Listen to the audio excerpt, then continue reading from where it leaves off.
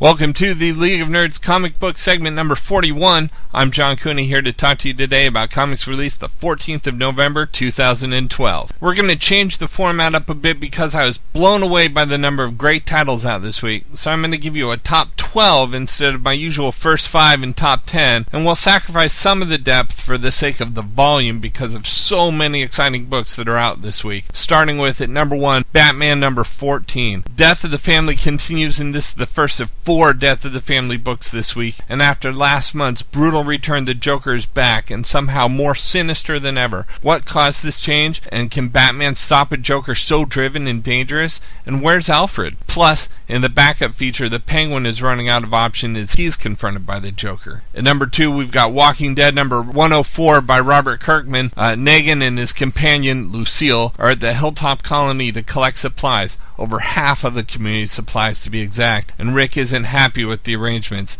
but he can't do anything about it. But if he doesn't, someone else will. Number 3, we've got Saga number 7. Brian K. Vaughan and Fiona Staples' smash hit ongoing science fiction fantasy epic series returns, and an all-new adventure begins as new parents Marco and Alana make an unexpected discovery in the vast emptiness of outer space. Number 4, we've got All New X-Men number 1. This is part of the Marvel Now initiative. This new number 1 is set as a jumping-on point for new readers. It's a blast from the past as the original 5 students of Professor X, Cyclops, Marvel Girl, Iceman, Angel, and Beast, are plucked from the past and brought to the present. But what they find, the state that their future selves are in, and the state of Xavier's dream, is far from the future they dreamed of. And how will the X-Men of the present deal with their past coming crashing forward? Number 5, we've got Batgirl number 14. This is the second Death of the Family book this week as Barbara tries to save her family from a fate much worse than death. Has Batgirl come this far just to fall victim once again to the Joker? At number 6, we've got Wolverine and the X-Men number 20. This is consistently one of my favorite books each month, so the fact that it's number 6 this week just shows how many great titles are out. In this issue, Storm joins the faculty of the Jean Grey School, and Wolverine is a clown. Iceman is a fire swallower. Rachel Gray is a fortune teller. Frankenstein's murder circus comes to town. At number 7, we've got Invincible number 97. This is the second of 3 Robert Kirkman books in the list this week. I mentioned last week that I recently got caught up on Invincible, and I'm really enjoying this series. In this issue, we finally get the origin of Xandale Randolph, otherwise known as Invincible. Also, an update on Mark Grayson as the stage is set for the monumental 100th issue. At number 8, we've got X-Men Legacy number 1, another Marvel Now title out this week. Legion, the most powerful and unstable mutant in the world and son to Professor Charles Xavier, has killed gods and reshaped the face of the universe. Now, in the aftermath of Avengers vs. X-Men, Legion will finally attempt to conquer his demons and embrace his father's legacy. At number 9, we've got Thief of Thieves number 10, the third Robert Kirkman book out this week. As Augustus tries his best to save his kidnapped girlfriend from the cartel, Agent Cohen begins to lean on him for a lead on Redmond. And you'll never guess who he turns to for help with this current situation. Hint, it's not his father. At number 10, we've got Batman and Robin number 14, another Death of the Family book. Series writer Peter J. Tomasi had this to say, quote, "The Joker, in my issue, is hell-bent on giving Damian some clarity and illumination regarding Damian's relationship with Bruce and the rest of the Bat family. The Joker wants to show Damian what a burden he is as Batman's sidekick and tries to convince him to give Batman the freedom the Joker so richly believes Bats deserves. And of course, the answer to that is not going to be pretty. In fact, it's going to be downright ugly. My take on the Joker is very dark, very twisted. I'd like to rant on more about it, but I really want the issues themselves to do the talking for me. Let's just say Scott Snyder and I are in a good-natured race to keep upping the ante on how demented we can make the Joker and how much physical and mental anguish he can dish out to the poor Bat family before he sends them screaming off into the night." Close quote. At number 11, we've got Peter Panzerfaust number 7, Paris Part 2 with the Tiger Lily cover. The boys team up with a local band of resistance fighters who fight for the same goal of freeing prisoners of war. A daring rescue operation puts Peter and the Lost Boys in the crosshairs of the German army, while new allies offer a door to a whole new world. At number 12, we've got Ultimate Comics, The Ultimates number 18, the epic conclusion of the United We Stand storyline. It's the Ultimates' final stand against Hydra on American soil. Thor's startling choice, America or Asgard. The Last Temptation of Captain America with the Country in the Balance. Now for the best of the rest in this exceptional week from DC Comics, we've got Ravagers number 6. The team has risked everything for a dying member, but even with Superboy now leading them, their fates may be sealed. It's only a matter of time before they fall, one by one, to the deadliest assassin. We've got Suicide Squad number 14. This is another Death of the Family tie-in. A funeral for a friend is interrupted by Harley's past. Amanda Waller has found the squad's traitor, but has she lost the war with Basilisk? We've also got Superboy number 14, a Hell on Earth crossover chapter, guest starring Supergirl and the Teen Titans. Fresh from the events of Superman number 13, Superman's deadliest new foe comes after Superboy. We've also got Team 7 number 2, the secret history of the New 52 is told here with bullets. Set 5 years in the past, Team 7 races into the heart of darkness to stop the evil that the Black Diamond will unleash. From Marvel this week, we've got Amazing Spider-Man number 697. Spider-Man joins the War of the Goblins. We brought back Roderick Kingsley, the original Hobgoblin. Will any other goblins show? And the pieces of the puzzle are almost complete for Amazing Spider-Man number 700.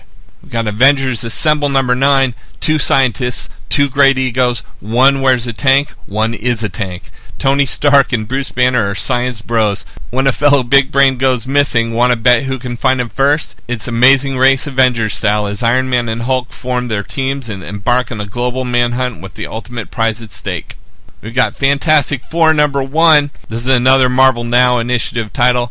4 adults, 2 kids, 1 car. Now begins a journey through all of infinite time and space. We've got Gambit number 5. Coerced by a criminal mastermind, Gambit is sent to the United Kingdom to heist the greatest weapon in the history of man, Excalibur. How will Marvel's premier thief manage to dupe his extortionist while also escaping with a clear name?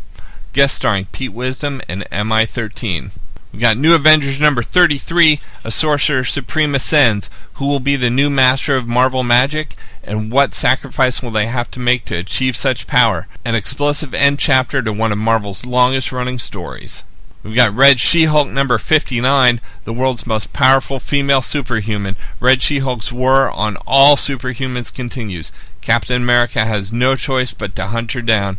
Will the newly redesigned X-51 need to use lethal force against her? We've got Thor God of Thunder number 1, another Marvel Now initiative book. Throughout the ages, the gods of the Marvel Universe have been vanishing, their mortal worshippers left in chaos. Now the mighty Thor follows a trail of blood that threatens to consume his past, present, and future selves. The only hope for these ravaged worlds lies with the God of Thunder unraveling the gruesome mystery of the God Butcher. And last from Marvel, we've got X-Treme X-Men number 6. This is an all-new jumping on point. The team's mission hits home as they land in the United States of California, birthplace of Kurt Wagner. What happens if they can't defeat this Xavier, and what does it mean for Nightcrawler? From Dark Horse this week, we've got The Massive number 6 by Brian Wood. Still reeling from the crash, the crew of the Capital trail a cargo ship hoping to resupply, but the ship, which may be derelict and full of dangerous occupants, is flying a sovereign flag, and boarding it would be an act of brazen piracy. Nevertheless, the Capital's first mate thinks the opportunity is too important to pass by. Do the rules of the old world still apply in this new world, where survival is the law of the land? From IDW, we've got Star Trek The Next Generation, Doctor Who Assimilation Squared number 7 of 8. The Doctor and his companions must travel into the past and navigate through one of the Federation's most crushing defeats in order to prevent an even worse fate in the present. From Image Comics, we've got Think Tank number 4, the conclusion to the first arc of Think Tank. Dr. David Lauren's slacker genius must escape the most secure facility in the world and then escape from Fort Meade in the heart of Washington, D.C. Power Corridor. The ultimate story of brains versus brawn and the commentary on American so-called exceptionalism and military-industrial complex. Robert Kirkman says, quote, Think Tank grabs you from the very beginning and has you begging for more by the end. A great introduction to a new character and a new world. A must-have for anyone who wants something cool. And who doesn't want that? Close quote. From Valiant this week, we've got Archer and Armstrong number 4. Archer and Armstrong make their last stand against the sect in the Himalayas. Every clan of the sect is gathered together for the first time in millennia to harness the unthinkable sanity-shattering destruction of the mystical boon in their grasp. But one piece is still missing, and Obadiah Archer has it. If he turns it over, the sect will give him his family. If he refuses, the man called Armstrong dies. Plus, the true nature of Archer's power is revealed, and, on top of everything else, witness the debut of another Valiant Universe's next superstar hero, only in this issue. And we've got Bloodshot number 5, an all-new arc. Before Bloodshot, who is Raymond Garrison? Bloodshot is finally free of the memories that have haunted him since his awakening, but now even greater mysteries remain. Who was he before he was transformed into a walking weapon person of mass destruction? And does he have a real family out there somewhere? Unfortunately, the only man with the answers is the former mastermind of Project Rising Spirit, and he's just struck a devil's bargain with Bloodshot. Destroy your creators and I'll reveal everything. Well, almost everything. There's no time for any trades this week, and still, would you believe it, even more great books out this week, so be sure to check with your local comic book shop for other titles you might be interested in. And let me know if there's anything I'm overlooking. You can reach me through my comic book blog on Facebook at he'sgotissues.com and see what I'm reading through the week as I read it, and let me know your thoughts too. So until next week, I'm John Cooney, and I've got issues.